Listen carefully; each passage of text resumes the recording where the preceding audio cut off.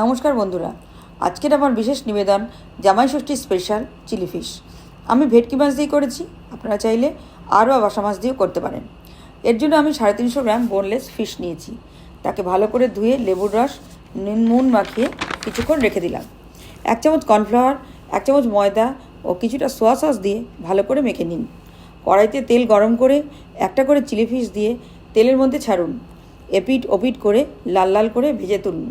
ঠিক এই রকম দেখতে হবে। দেখুন, কড়াইতে কয়েক কোয়া রসুন দিন, কয়েকটা চৌকো করে কাটা ক্যাপসিকাম, কয়েক টুকরো পেঁয়াজ দিয়ে নেড়ে চেড়ে প্রথমে টমেটো কেচাপ, কিছুটা সোয়া সস, কিছুটা রেড চিলি সস দিয়ে ভালো করে নেড়ে চেড়ে মাছের পিসগুলো দিয়ে দিন।